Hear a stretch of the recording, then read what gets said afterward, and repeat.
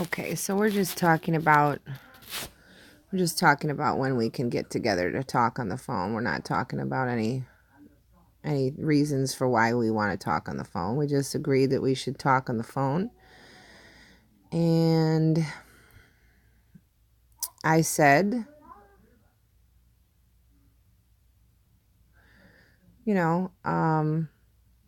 I'd like to be able to prepare. So if you have any particular questions or concerns, just let me know.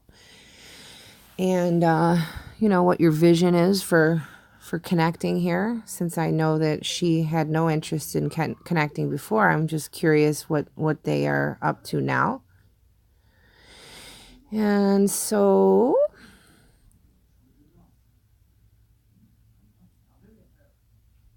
I don't really have any agenda for a call other than to meet you and hear your thoughts about how our community can better respond to loss and negligence. Okay, well, I don't know about how to respond to loss and negligence. I think my whole issue is how we can prevent loss and negligence. So maybe we're just right off the bat working from two different positions here. I am publishing Diana's Facebook Facebook post, which I can share with you as well. And Diana basically says that we need to, as a natural birth movement, address some huge problems, which up until now have been left to fester and no one wants to talk about. So I'm like, excellent. Nice one, Diana. All right. So I thought that was a great idea that Cristen was willing to publicize Diana's article on the Birth Monopoly website, which she did, and you can check it out. It's called A Call to Advocates. a call to natural childbirth advocates. And here we are. I say that, I'm really happy with how Diana has been willing to address the uncomfortable and inconvenient truth presented by my case. But when she wrote the piece for Birth Monopoly, they failed to mention my name. They failed to help direct anyone to my story. So again, they're refusing to actually share what I've been asking them to share for over a year.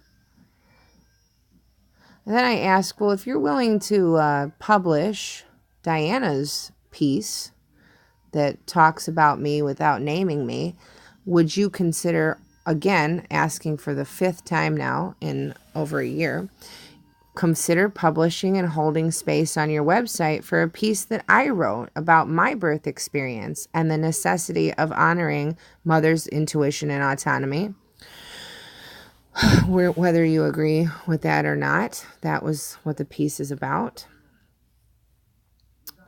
I remind her that I had approached her in 2017. And again, link her to the article. She said that she will read and will respond. I'm rushing out the door right now. She's always rushing out the door. You'll find that. She's always rushing out the door when I ask her something important. Okay. Talking again about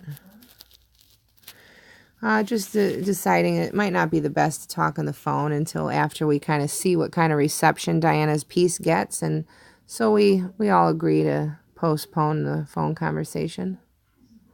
Talking about, well, let's maybe do it Friday. How's that feel? Feels good to me. I don't know.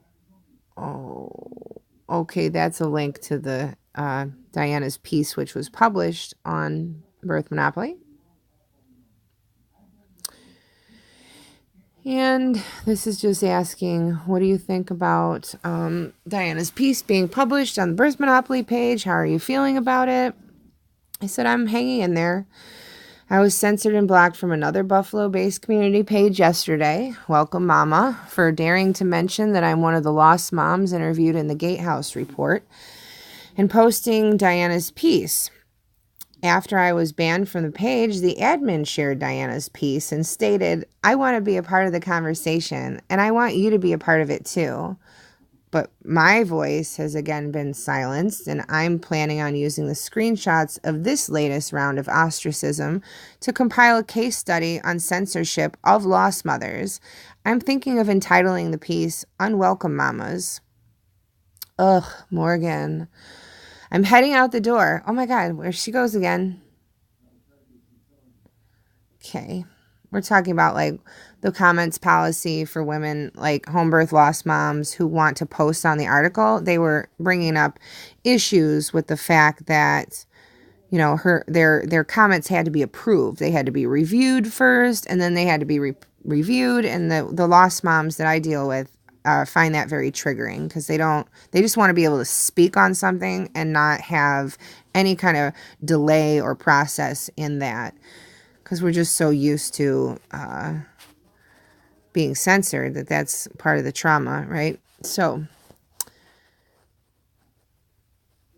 okay, I can't believe that's happened. I know it's nothing new for you. Okay. Her in-laws are coming, blah, blah, blah. So talking about getting on the call, I said I've just been watching the Buffalo birth community implode on itself. No biggie over here. I've, of course, been censored from defending myself against accusations that my birth story is toxic to the community. So I'm just over here like, keep going. Because honestly, I want people to be on their worst behavior. Because that's how we expose the illusion. Okay. Gotta actually have people demonstrate their true colors in order to purge the illusion. All right. Alrighty. I'm asking if they're getting a lot of comments over at the Birth Monopoly page. where Diana's piece is being shared.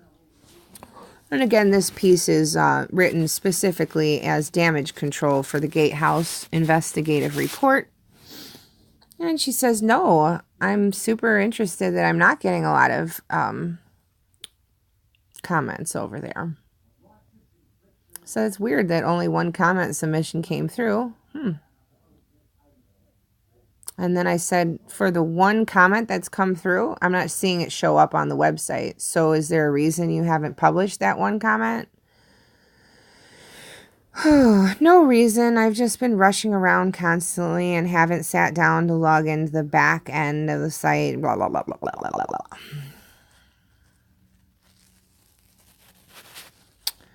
And this is just more talking about the comments, how they go through a mediation review process. Oh, talking now about maybe we should change our call to Monday instead. And long story short, I say that's fine.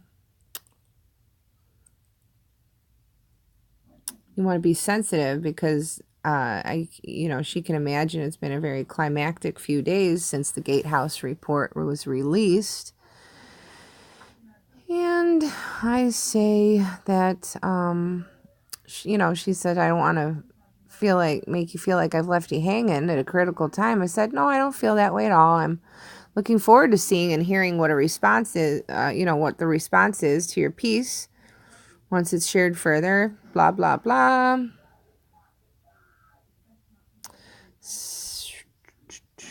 She's on the road, so she can't speak.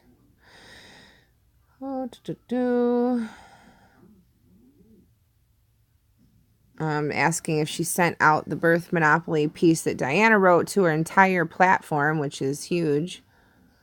And she said, I did. It went out this afternoon. And I was like, that's weird because I didn't get it. And I'm a part of the mailing list. But hey, she sent it to me privately. So I guess that's good enough. Okay, then I talk about the lost mothers again that I'm associated with are concerned about the website article sections not being open. What do you mean? I'm not censoring anything. I just explained to them. I'll go back. Here. You can pause it and check it out. Okay.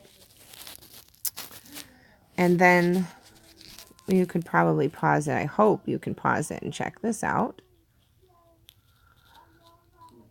And we're just talking more about the issues with women who have endured home birth loss, having to have their, their comments moderated, and that they are, not as optimistic as I am. Okay. The dialogue that we have going on here in this chat and the space that I've been the space that has been initiated by you, Diana, is an absolute exception to a salient and very widely accepted mentality. I am just starting to get the women in the group to start talking in terms of optimism.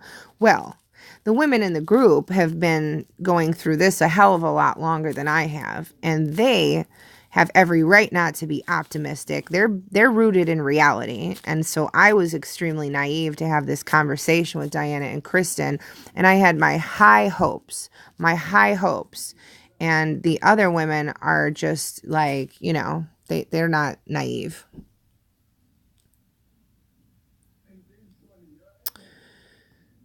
All right, then she said she's not willing to open up the comments to make the home birth lost moms feel better. All right, whatever.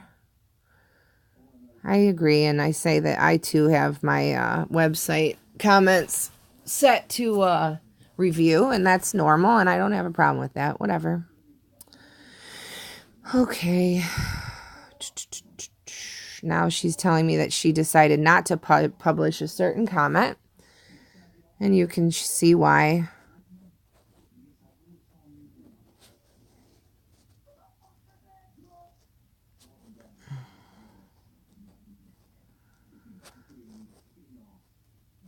Okay. Ouch. My arms are getting... Ugh. Oh, no. Hold on. We're going to go back up. Bear with me. Bear with me, bear with me. Oh, Lord, here we go. Oh, boy. Okay. All right, here we go. All right, now this is December 3rd. Okay. Talking again about the comment that didn't get approved. Boring, boring, boring. Okay, I'm glad that she told me so that this doesn't blow up with the other women and I can go and try to run my own source of damage control. If in case people say, hey, my comment didn't get approved, they are censoring, and I can be like, no, it's not like that. It's because the email is attached to the comment wasn't a real email. You can see over here, wasn't a real email. So that's why she was like, oh, here, this is cute. So because home birth loss moms don't want to personally identify themselves, sometimes they use like aliases because they know what it means to put themselves out there and be shit all over for being responsible for their baby's death from the side of people who think that home birth is totally irresponsible. And then on the other side, you know, we're used to being told that we're lying and it's not really like how we say it is. And so some of us don't, you know, identify ourselves as our government name. And she's saying here that the email that the person was, that my email to the person was kicked back because it was probably a fake email address, whatever.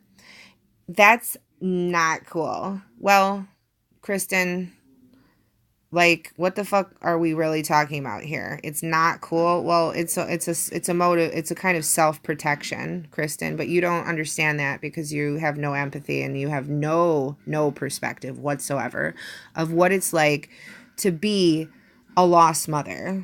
It's not cool at all. So I told her, you know, because I'm a little bit of a politician myself, I say, then you should feel totally validated in your decision. There's a lot of uncool things happening around this report getting published. Okay. She says, fair. I said the coolest thing, though, by far, is that I've seen come out of the report is, number one, Diana Snyder's article, even though it doesn't mention my name, or the Gatehouse report. Number two, the New York State Department of Education's case against my midwife settling this morning, just 2 minutes before witness testimony was to start. Powerful, powerful stuff. Wow, what timing. I'm sure she was really excited to hear that. I said, are you still here, Diana? I'm here. I'm just been running around all over the place. Wow, that's crazy about your case, Morgan. Crazy? No, it's not crazy. It's fucking awesome. Do you know how hard I had to work to get this bitch be held accountable for killing my baby? Holy shit. It's not crazy. It's awesome. Okay, it is a lot to process in 2 weeks. And so Cristen says, this is just a lot to process in 2 weeks, Morgan. And I'm just like, yeah, try 879 days of this every single day. Victim blaming, gaslighting, dismissal, censorship, banning, blah, blah, blah. I said it's been nonstop 12-hour days since last Sunday, working to share this report and run interference to try and keep people focused on how we can improve as a community together. And I feel alive again doing this work. Like Kali's legacy is honored when our story is heard, right? And that's why I asked you, Cristen, back in the very beginning, if you would mind sharing my story, because I find it extremely healing. And I felt alive again. Okay? That's why I asked you for your help and you never allowed it. I'm talking to you and I'm talking to Cristen now. I'm talking to the person watching this video and I'm talking directly to Cristen now. So, here we go. So are we still interested in doing a conference call, everybody? Yeah. Thanks for the reminder, Morgan. I can do any time tomorrow. Okay, I'm available either day. Okay. All right. Thursday's best for me. All right, Cristen. Cool. 11 on Thursday. Awesome. Cool. On the calendar. Okay, cool. Great. This is December 6th. This is when we have our conversation. I have a screenshot proving that the conversation lasted 79 minutes. I really learned their asses on a few fucking things. And during that conversation, they referred to home birth loss mothers as trolls. And they said that, well, I'm sorry, specifically Cristen said that. And Cristen said that it was really grotesque the way that people conducted themselves when home birth loss moms had supporters, and they were just really nasty, and the way that they came to advocate and stand up for the home birth loss moms is just really nasty and lacked integrity. The behavior was just really foul. And I was just like, weird. This sounds exactly like what people say about me, Cristen. And I told her all about that. I also told them that I'm working on some legislation here in New York State to which is down here in the conversation. But I'm just letting them know that I'm really not your run-of-the-mill loss mom. I'm an activist and have been for almost 20 years. And they really stumbled on a bee's nest when they started fucking with me. All the, I'm saying all these people that have tried to suppress my voice. They just knocked down the bee's nest and then they're just kicking at it now. Okay, so alrighty. I say thank you. 2 days after our conversation. Blessings, sister. I wanted to touch base again and thank you both for taking the time to speak with me Thursday. I'm not sure how you are both feeling, but I think there is a great potential in some kind of collaboration moving forward, whether that be a podcast episode or otherwise. Could you send me the audio conversation? Okay, the audio of our conversation. Hope you're both well and have a lovely weekend. Same to you, Morgan. So she doesn't say that, she doesn't talk about the recording because she's not the one that recorded it. So Cristen had the recording. Hello again, both, right? Again, completely ignored by Cristen. I'm not sure if you saw my last message, Cristen, regarding the potential podcast episode and recording of our conversation. I really hope ours can be an ongoing dialogue. I see such powerful potential for growth. I hope this conversation can continue. They promised me that it would, so I, just trying to be upbeat and optimistic here. Thanks, Morgan. Sorry for the delay. I've been at an all-day training. Looking forward to talking more also. Cool. Okay, so now it's December 20th. Still haven't heard a word from Cristen, right? Wow. Morgan, just wanted to confirm I did see the Herald Tribune response, because now this is referring to me posting on the Birth Monopoly page about an article regarding, the accusation that the Gatehouse report was biased and inherently biased and fraught with skewed data, when in fact it's completely infused with tested, peer-reviewed data. And so she's addressing the fact that she thinks that the data is all biased. Every single part of the data is biased and slant. It's an overall slant. And I just said, hey, let me play devil's advocate here, honey. I said, I can absolutely appreciate the shortfalls in available data. Here in New York, I'm pushing for greater transparency and ease of access and critical data points regarding out-of-hospital birth outcomes, including transfer outcomes.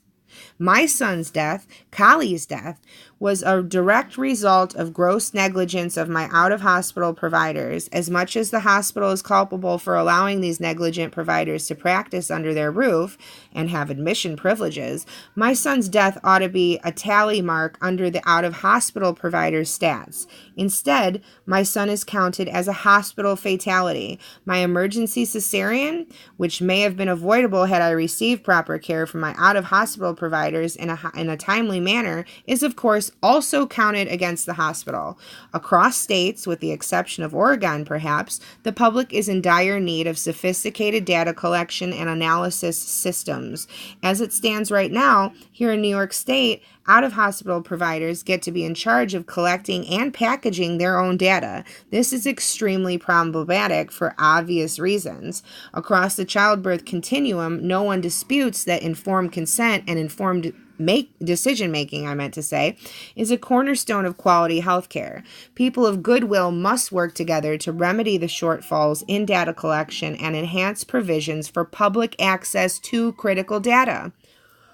Okay, nobody even acknowledges me saying that, of course. Cristen, oh my God, it's Cristen! Hey, woo!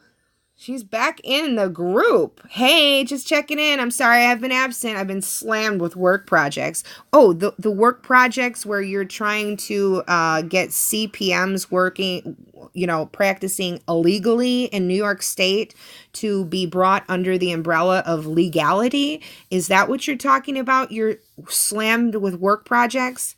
My son and I have both been sick, and now I'm traveling for the holidays. Morgan, I'll actually be in Olean, where my family is from. Oh, cool. I didn't get a chance to tell you I lived in Buffalo for a year. Oh, well, okay. Well, then you probably know a lot of the weirdos that I'm talking about here.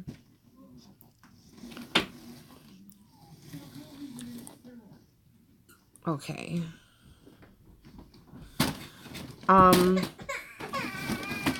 Uh-oh. Oh, poor baby.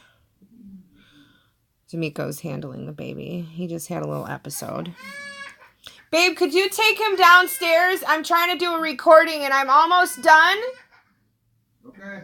I can't have this disrupted. I've spent way too much time on this so far. So here I said, great to hear from you, Cristen. I appreciate how busy this time of year is, so I look forward to reconnecting with you both more in the new year. Okay? In the meantime, could you send over the recording of our December 6th conversation as promised? Here is my email. Completely ignored. Completely ignored. This is last Sunday. Babe, could you take him downstairs, please? Just for a minute. I'm almost done. All right, sorry. Let's go back to the tumbleweeds. So I threw in some tumbleweeds to let everybody know that I'm not impressed with just being left here. Or I'm sorry, hold on. There's a tumbleweed. There's the first tumbleweed, okay? So, when this says Sunday, that was Sunday, meaning today is like January 10th. So whatever, wait, today's January 7th. Oh shit, it's my mom's birthday. See, this is the problem. It's 4:00 in the afternoon and my mom's downstairs and I didn't even know it was her birthday because I am wrapped up in my own shit. And this is just another example of how this fucking shit fucking sucks and ruins my whole family life. But anyways, all right. So Sunday would have been, I don't know, let's just maybe January 6th. I don't know. But we're seeing now that this is a month later. This is a month later after our December 6th conversation. So, hey, Morgan. Okay, now all this has to be put into context. Now this has to be right here. Let me show you where we have to put this into context. So right here is like the cutoff. Right here, everything below this is informed by a conversation that happened over at Birth Monopoly page. Okay, and the Birth Monopoly page conversation is available on Birthed in Betrayal YouTube, where I do what I'm doing right here, except it's a much more interesting video, in my opinion. So basically, I became aware that Birth Monopoly was leading a call to solidarity to support CPMs working illegally in New York State, and that's why they have been so distant and they've been so quiet and they've been so busy and they haven't let me know anything about what's going on, because in fact they are working to support midwives who have been persecuted for their role in multiple infant death and catastrophic injuries and fraud, and that's where their allegiances lie, in helping to support those midwives in a concerted effort to basically bring certified professional midwives into the realm of legality here in New York, which is going to work counter to what I'm doing, because my certified nurse midwives were complete out of hospital. Certified nurse midwives killed my son. And so we can see that we definitely don't want to go backwards. We definitely don't want to go back into the dark ages and bring CPMs back into the realm of legality here in New York State. So she says, "Hey Morgan, I'm feeling a bit blindsided by your post today over at Birth Monopoly, and this GIF, this one right here, where I'm just acknowledging that there's fucking nothing going on and you guys are fucking hyenas and fucking wolves in sheep's clothing, that GIF. So can we get on the phone sometime this week?" This is what I had to say. Blindsided. Wow. Okay. I'm feeling the same exact way, Cristen. And I would be happy to get on the phone with you if you want to send me the 79-minute conversation that you said that you'd send me. And then once I have that, then I'd be happy to engage in another phone conversation with you. So this is to show that I have the proof that the conversation was on December 6th, and it lasted 1 hour and 19 minutes, 79 minutes. She says, "So are you saying you won't talk to me about what's going on unless I give you the recording of our last call?" And I said, "Oh, no, definitely not. We can talk right here if you'd like to write out everything that you feel, and then I will write out everything that I feel, and then we can do it right here. Is that okay with you? And also, why won't you give me the recording that you told me that you'd give me, and that you have our 79-minute conversation recorded, and you told me, you promised me you'd send it. So what's the issue there?" Alrighty. Then I said, "And better yet, I think that you should send me the conversation that you promised to send me. And then I think that we should have this conversation on the public forum where I initiated it this morning at 4 o'clock when you gave me my hemorrhoids." And just to be clear, Cristen and Diana definitely gave me some hemorrhoids. Okay, so I didn't get any response, of course, and so I throw them some more tumbleweeds. Now, these are really intense tumbleweeds, but, wait till those fuckers catch on fire, and then you'll be really in trouble. Okay, here we go. Diana says, Damage Control Diana says, "Morgan, I'm so sorry that we're finding ourselves here. I have very much enjoyed being connected to you over the last year or so. You have broadened my perspective in an important way, and I will always be grateful for that." Awesome. I believe, and I agree, I thought we were friends. I really did. And that's what makes this betrayal so, really hurtful. But okay, cool. "I hope you believe that we would never want to cause you more hurt. Because Cristen and I are close friends, I know that she has been genuinely interested in exploring home birth loss for around 4 years. Well, when is she going to move from being genuinely interested in exploring it and actually exploring it? Because having an interest in exploring it and exploring it are two different things. And I don't exactly know what you mean by exploring it. Does she want to have a home birth loss?" "I would not have connected you to her otherwise. I also thought it was clear when Cristen and I both stood on CPMs and home birth, and I apologize if not.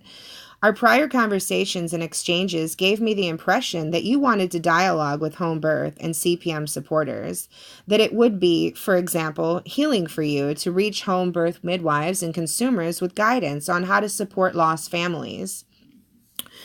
Here's the thing. I want to reach out to CPM supporters and the home birth community, not to see how they can better support home birth loss women and families, but how we can actually prevent the loss in the first place. Again, it seems we have a difference of our focal points here. We had actually already drafted interview questions for you, and we're looking forward to podcast with such an audience in mind. We can see, though, from the videos posted to Kristen's page, Birth Monopoly, that continuing the conversation is not possible now, right now. If at any point you wish to reconnect with home birth and CPM supporters, you know where to find me. Please know that I care about your well-being, Morgan, and adding to your hurt is the last thing I ever imagined would come of this. I hope that we can resume our prior conversations in the future. Here we go. This is what I had to say to that. And this, keeping in mind, is the middle of the night. And again, for the second time in 1 week, they've interrupted my sleep with this shit. I'm in bed right now. And I've noticed that my sleep is constantly interrupted by this now. So let me explain some things. As far as the notion that you would never want to cause me more pain or suffering, it's like when somebody walks on your foot with a spike heel, they didn't mean to do it, but you're still stigmatted. I don't know if stigmatted is a word, it just came through. That's just what came through. As far as the notion that you thought that I was aware of your ideological leanings, I can't prioritize that, and I didn't. I prioritized speaking my truth to you in the hopes that we could work together to improve birth for women.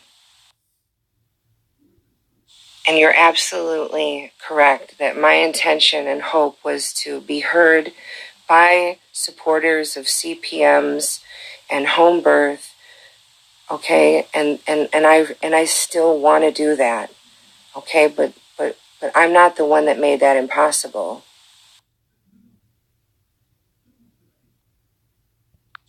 And I absolutely do need to be heard as a part of my healing process. And there are so many home birth lost mothers that need to be heard as a part of their healing process. Diana, when you told me that you and I would go to the MANA conference together and stand side by side, that gave me such hope for the improvement of conditions and quality of care for all birthing people. But those dreams have been annihilated. Diana, you drafted questions, but nobody's ever been talking to me for a month. After our conversation on December 6th, it's been crickets and tumbleweeds. Why have you been ignoring me and not told me that you've had these questions drafted? And I understand people are busy, and I can see now why. Because you've been rallying the troops to protect the midwives here who are working illegally in New York State. But if you really cared and we were supposed to do all of this together, why haven't you kept me in the loop? I don't understand. So I'm not allowed to be honest about how I feel about all this?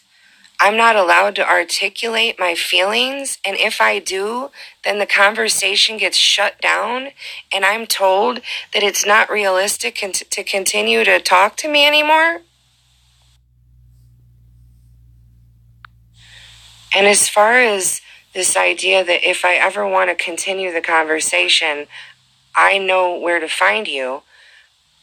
I know where to find you because you're right here and I'm ready to talk, and I don't want this dialogue to be stopped. I need it to continue, Diana. You say that you hope that we can resume our prior conversations in the future. I don't know about the future, but I know about the present. I know about the now, and I'm ready now to continue those conversations with you, Diana, and you, Cristen. We need to continue. What I need you both to understand is that I am not the exception to the rule. There are so many of us who have been maligned and banished and treated so poorly, so poorly by the home birth and CPM movement. And my case may be unique, but it is not unique to Western New York. And I have also been treated extremely poorly by obstetric natural birth providers and certified nurse midwives who are operating out of hospital. And so, as much as I want to continue this conversation, I need to be really clear about my understanding of exactly what's happening here. You are an attorney who has aligned herself with the certified professional midwife movement. And Cristen is a PR guru. And this is where I break it down so that everybody can be really honest about what's going on here. And so I will say it again, that I am ready now to continue this conversation. And this conversation was never meant to be easy or comfortable for anyone. But this conversation asks us to hold space for deep trauma. And I am asking you and me to be self-critical and to ask ourselves, how are we articulating sisterhood now? And how are we articulating solidarity now? Is it solidarity for an agenda? Is it solidarity for mothers? And you can see here that Cristen watched all the way up until the video talking about how we're being asked to hold space for trauma. That's when she stopped listening. This mother is asking for your solidarity. And my son Kali Ra is asking you to honor his legacy of fierce love and truth-telling. Please, please. And one more thing. The idea that Cristen has been, quote, genuinely interested in exploring home birth for the last 4 years, let it be known that I first contacted Cristen July 20th of 2017, and I was ignored. Oh, this is where it gets good. I tried again to contact Cristen on August 13th of 2017. That was the anniversary of my son's death. And so that was also blatantly ignored.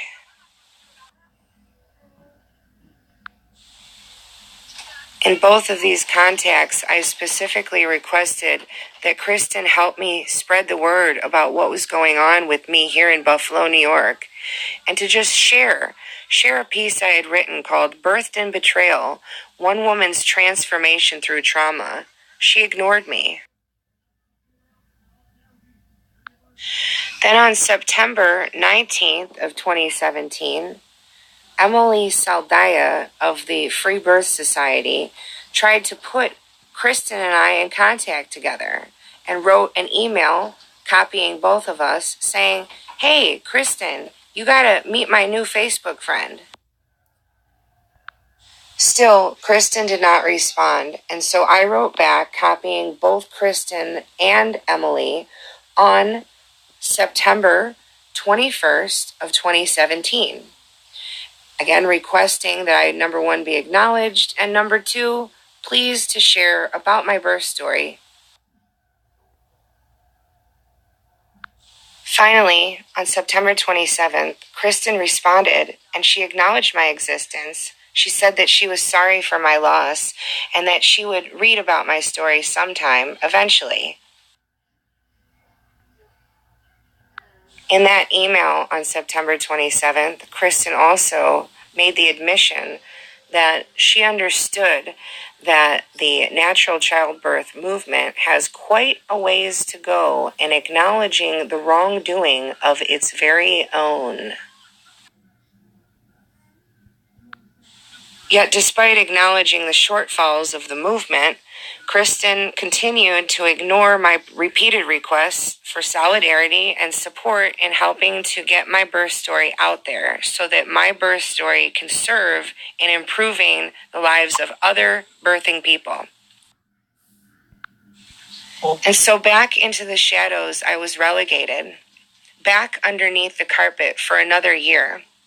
And it wasn't until November 25th of 2018 that you, Diana, came onto the scene and tried once again to connect Cristen and I. And I think it's quite pertinent to mention that November 25th of 2018 is the very same day that Gatehouse News released its 9-month investigation into out-of-hospital birth. And I was in that report. So it's just a little strange to me that it took an entire expose, a national expose, to be released for Cristen to give me the time of day.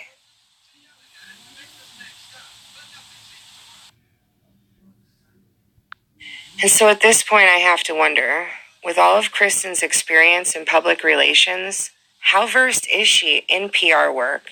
Because she must understand that damage control is a hell of a lot more challenging than taking the time to be proactive in prevention.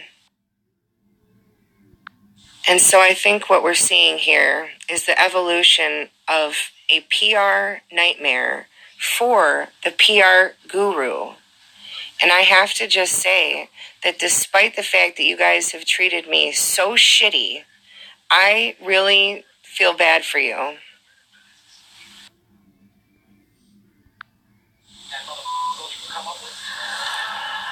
And this is just to show, this is from Kristen's website, and it shows that her background is in public affairs, public relations, and strategic communication. Let's see how that works out for you.